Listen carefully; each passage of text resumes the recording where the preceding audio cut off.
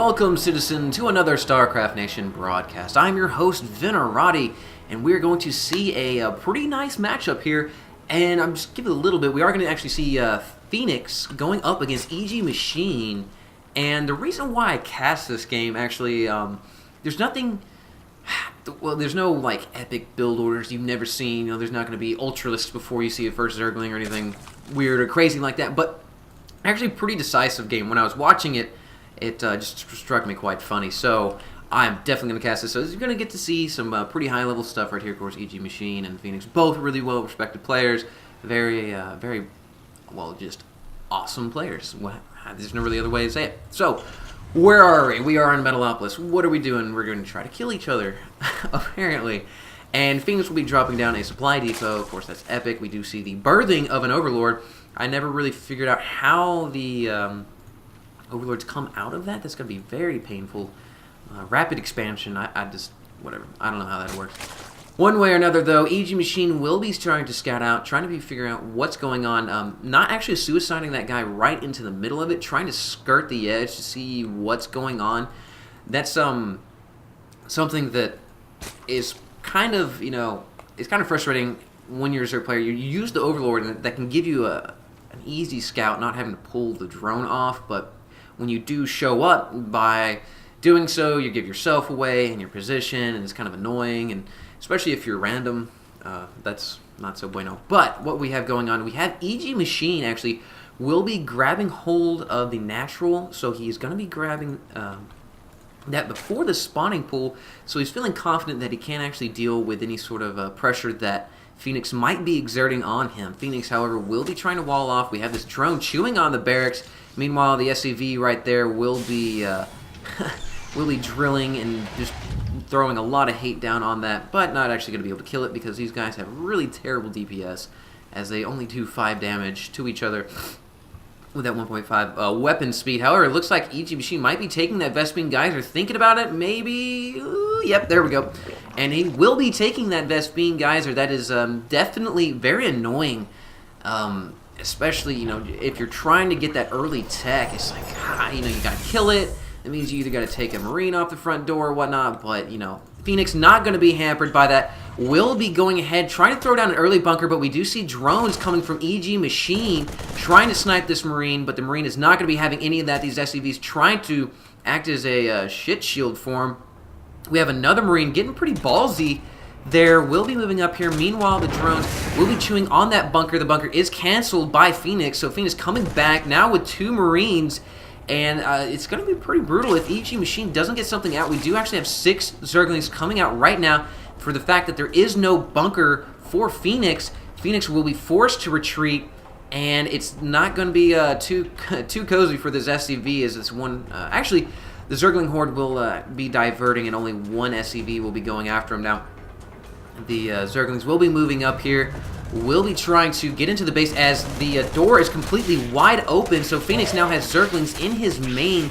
This is not a position you want to be in as any player. Of course, this round going down on that Marine. These SCVs trying to make something happen, but of course they're going to be overwhelmed as there are more of these Zerglings than there are them. 1 Marine in the mineral line trying to bottleneck these Zerglings. Will be killing most of the Zerglings off right there as the SCVs do finish off the those little buggers right there. So now Fenix will be hopping over there. The factory will be coming down. So we are going to be seeing Hellion harassment coming from Fenix. Fenix, of course, this kind of door, you're having to be careful that you don't lift it to where the Zerglings are sitting there waiting.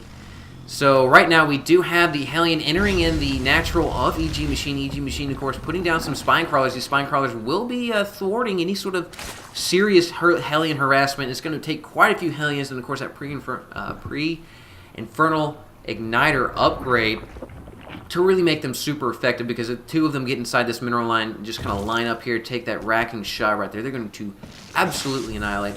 Meanwhile, though, back in the main base, Fenix has this SCV just... chewing away on that extractor. It is just drilling holes all in this extractor, but of course the extractor is very thick and will not be going down anytime soon. Meanwhile, 3 Hellions have returned. This Queen trying to get in the way. The Spinecrawler is just barely having range on that.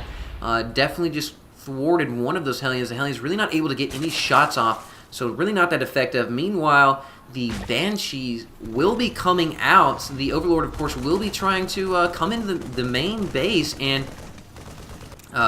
will, of course, be getting sight of that starport, and we'll see the tech lab coming down there. So this Marine's running over here trying to snipe it, so it does look like that Overlord might go down. And yes, of course, it will be attacking it right there. So right now that Overlord will slowly have a bunch of Gauss bullet holes in it. And meanwhile, this SCV is just chewing away on this guy. They're just turning this thing into Swiss cheese. And of course, geysers of blood going all over him. He's probably caked in mile-high blood, so definitely he is screaming blood for the Blood God. And for all those Warhammer 40k fans. Speaking of that, I don't know how many of y'all actually keep up with it, but I heard that there was a Warhammer 40k movie coming out. I thought it was supposed to be released yesterday, the 29th. I don't know if any of y'all have seen it or heard anything of it. Know if it's any good. Let me know, because I'm interested in it. I looked at the trailer and was slightly disappointed, or not enthused, whatever. But let me know. I am interested in that. I am a Warhammer fan. But either way, focusing back on the game, it does look like Fenix, yes, will be coming out here, trying to expand to his natural. This Hellions, of course, being surrounded, only one of those desperation shots getting off, so EGMachine able to clear off that threat. But this one Banshee, of course, will be chewing on them, but the Banshee's not going to be well suited at killing them. The Marine sitting on the ramp. Good job by Fenix not allowing that run by, as these Zerglings are just so keen on doing so. And where did that Banshee go? Did it already get dropped? Nah, maybe. No, actually, I don't know where she... Oh, there she is, yep. She took a little bit of fire. Actually got 4 kills. 3 of those, I believe, were actually Zerglings. So, hasn't been super effective just quite yet. We don't have any more Banshees coming out there, as I guess he realized that it was really going to be that effective. We do have the Spire coming online here just momentarily for EGMachine. So, EGMachine will have the air presence. Of course, that one Queen definitely coming out there. It's evicting the Banshee from the area. She's not able to get in those mineral lines and actually able to do anything. Take a look at the income tab real quick. EGMachine is ahead harvester count, but Fenix has the orbital commands, has the mules, able to keep himself in the game as far as economy goes. And due to the fact that Fenix does have a high marine composition, we are seeing a response from EGMachine with a bunch of banelings. So once again, the Banshee didn't actually heal up, and she is back and will be poking around, so it is going to be very dangerous. Actually, yeah, she just totally got swatted out of the sky by the Queen. So because she did not go in for repairs, she definitely paid the price. And because she saw that huge swarm of Zerglings and Banelings, Fenix decided to move back. Going to be on the defensive now, trying to make sure that his natural is safe and cozy. Meanwhile, though, EGMachine bringing up a lot of Mutalisks as well as a Ninja base. So he will be moving out, will be continuing the macro domination here, as the Zerg players generally do just absolutely crawl all over the base, and that's a lot of units being spawned right there. As all those eggs are happily hatching and spawning forth these bats of destruction. So there are Mutalisks on the field, and there are some unfortunate Marines right there, as that was a potential drop, but the Mutalisks, of course, are going to be fast enough to catch it, and will be that medevac will be going down with all hands on board. So unfortunate for those guys, as they did not even get a chance to kill a Mutalisk. So right now we do actually have Mutalisks in the main of Fenix, and Fenix will be moving up here with his Marines, will be engaging the Mutalisks. Now, of course, the Mutalisks could overwhelm this batch of Marines, but it's just really not worth it for these Mutalisks, because though, let's see how many Mutalisks. 4, 8. We got 9 Marines right there. The Marines would be able to take out at least 1, probably 2 Mutalisks, especially while they're stemmed, and they totally would have paid for themselves during that little engagement. So right now, EGMachine just kind of trying to form a solid army designed to absolutely counter and rape and pillage the army of Fenix, which is heavily based on the biological units. So the banelings will be super, super effective. We do have that turret in there, and of course that one turret will not be able to kill off that entirety of the flock, but because it's only 100 minerals is totally worth it. And of course, when one wouldn't take care of it, 2 shall take care of it. So Fenix will be thickening his air defenses. And right now, EGMachine just kind of creeping closer and closer and closer to Fenix's base. Of course, Fenix putting out that sacrificial SCV, as it totally just got swatted. And EGMachine putting up another expansion, and this SCV, of course, will be seeing that. The Mutas kind of just probing, trying to figure out what's going on, as we do have quite a few tanks up and running right now. The Siege Tech, of course, will be making them very, very brutal.